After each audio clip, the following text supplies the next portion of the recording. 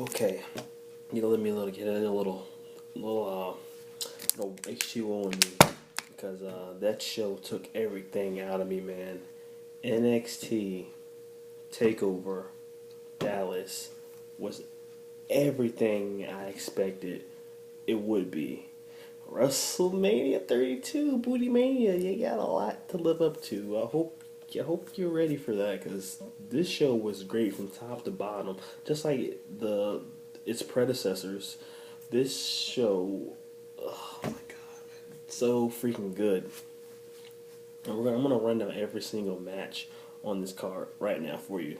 I'll start with the first match, which was American Alpha, Chad Gable, Jason Jordan going against the tag team champions Dash and Dawson, the Revival. This match was fantastic. Before I even talk about this match, I feel like Dash and Dawson don't get enough credit because these guys are a genuine tag team, man. I mean, they really play the heel role for a tag team so freaking well, and I feel like they don't get enough credit.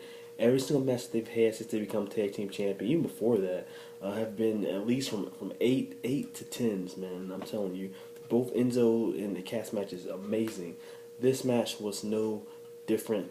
They brought it. Of course, Chad Gable and Jason Jordan brought it. They're freaking amazing as well. But I don't have to really talk about them. But I just wanted to say that Dawson and Dash do not get enough credit because they just they know how to just click with every single team they go against, man. It's this chemistry there, and it's magic every time they're in the ring with a team on the NXT roster, man. And like I said, this is no different. One thing I really like about this team is that they remind me so their style is so good. It's like a lot of people say they remind them of the Brain Busters, which they do. Because these guys do whatever it takes to win. Usually you see a team, even a heel team, cheat maybe once or twice, but these guys are cheating multiple times throughout the entire match, trying to win these freaking defend these tag team titles. And we saw Dash hitting illegal forearms from the outside to the opponents inside the ring. Him using their towels to hold down the legs of Gable or Chad Gable or Jason, whoever was in the ring at that time. Just everything, man. They kept breaking up the freaking pins. They did everything they could to retain their titles. And man, don't even really talk about Jason, Jordan, and Gable because these guys. Oh man, it was one cool spot where Dash Dawson was holding on to the other, and they hit two German suplexes at the same time on the opposite directions. That was a sick freaking spot. Man, this match was just perfect. Just choreography, everything in this match was just on point. This is a top quality tag team. You don't see a lot of this in WWE, but you got it here with these teams. But in the end, Gable and Jordan would hit their patented catapult back suplex. I don't even know what to call it, but it's a sweet move on Dawson, I believe, and they will become the new NXT Tag Team Champion. Definitely one of my favorite matches of the night. Which one is probably going to say it a lot. I don't know what my favorite match of the night was, but that was definitely one of them. Next was the debut of Austin Aries, a double in NXT versus the Lone Wolf. You know, some people hate him, some people like him. I personally do. I do like him, man.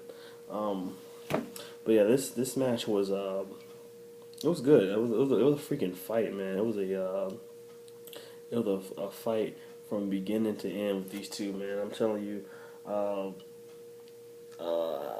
most of it was it wasn't your typical match. If you're expecting to see some crazy just acrobatic move, you didn't get that from this match. Even from Austin Aries, this was a freaking fight. Just punching and kicking and brawling, hits to the back of the head, everything, everything you wanted from it. If you're looking for a grudge match, this was probably one you wanted to see here tonight. But I think Corbin was going at the end. Corbin went for the end of days. Then Austin Aries countered into a roll up and got the quick pin on Corbin.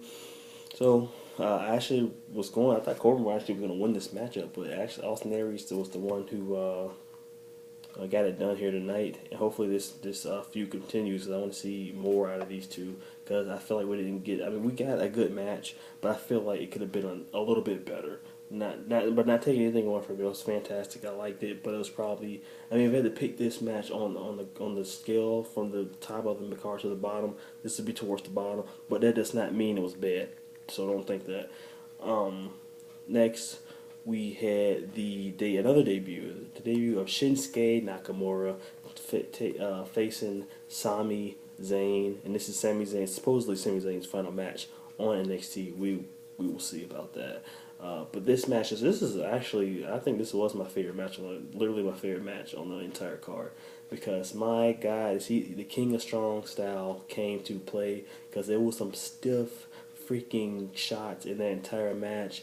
Just it really reminded me of some freaking New Japan stuff, man. The brutality in this freaking match, man, with this stiff forearms, stiff knees. Sammy doing the same thing that their whole forearm battle that went on for like a minute and like 2 minutes straight, just hitting each other with forearms. It was freaking amazing. I love that. A smash mount style right there, and I'm glad that they allowed them to do that. It was kind of a little different. It kind of little pulled away from the WWE style and went more like New Japan ROH. I enjoyed that a lot, man. There was a lot of stiff shots in that freaking matches from Shinsuke and Sammy. One spot I loved is the whole sequence where I think Shinsuke was going for like, Nakamura was going for like he was going for his Boombaye knee, but then he got countered, came back, caught him in the Blue Thunder Bomb, and then at the end, I think Sammy was setting up for his exploder to get it set up for the the kick in the corner. I can't even think of the freaking name of the kick right now. But he freaking kept countering the elbowing him like 40 times, and then got on the freaking second rope, kneed Sammy in the back of the head, then the Boombaye knee right to the freaking head, and then that was it, man. Just a stiff freaking match from start to finish. It was amazing. And if this is Sami Zayn's last match at NXT, what a way to go out. And then the move I'm talking about is the Helluva Kick. I don't know why I couldn't think of it. Next was the women's title match. You had the defending champion, hey, we want some Bayley, versus Asuka.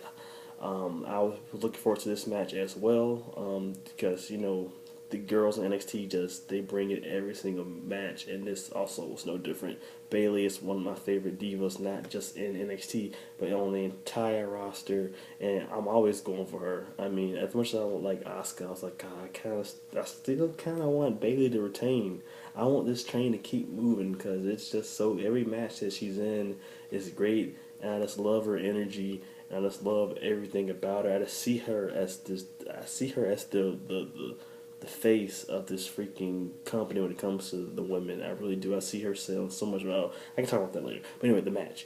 I guess what did we expected, man? I mean, you basically got two of the best in NXT on the women's side of things facing off for the first time ever. Everything you wanted, you got. You got your signature moves out of Asuka, the ankle locks. You got the freaking the hip attacks. Everything was in there. Bayley, she hit her stuff. I like how Bayley used her Asuka's ankle lock on her, trying to make her tap out of that, and then put her in that move where she beat Sasha Banks in. That I don't even know what kind of move like that. It looked the Batista bite. I don't know what to freaking call it, but it was that move. Even that wasn't enough to take him out. Everything that Bayley did, Asuka had an answer for it. She showed why she is undefeated in NXT. But in the end, she would get her into the Asuka lock. Bayley would fight it. She would. This is one thing I really liked about this match. She would fight the Asuka lock. She wouldn't tap out immediately. She wouldn't try. Like first she was on her feet trying to get to every single rope to get the rope break. She couldn't do that. Then she got on the ground and she had her locked in it, and she got up, and like she was about to get out of it, but then she pulled her right back down into it. And then Bayley, she stayed in it. She fought violently for like a good 45 seconds, but after that she just passed out, and Asuka became your new NXT Women's Champion. Next was the final match on the card, the main event, which was Samoa Joe taking on the defending, reigning NXT champion Finn Balor. Finn came out with a freaking chainsaw. I don't know if he freaking took that from Dean Ambrose, who's supposed to have that at WrestleMania. He put it in this little wagon head on Raw, but maybe he just borrowed it from Dean, because he came out with a freaking chainsaw. But yeah, also the freaking paint on Finn Balor was freaking sick tonight. He had like blue in it for the first time. It looked really cool. Joe came out, and we got it on, man. This match was definitely better than their previous match. I like their previous match, but I felt like they could have took it up a notch, and they definitely did that here tonight. One thing I can say is that the only thing I took away from this match was the fact that Joe was bleeding. He started bleeding very early in the match, and the freaking ref and the doctors kept coming in like 3-4 times. I'm like, God, I just want to see this freaking match. The crowd started booing, "We hate PG" and all that. Let them bleed. Let Joe bleed. Let Joe bleed. That was great. The crowd was great tonight. I love the crowd.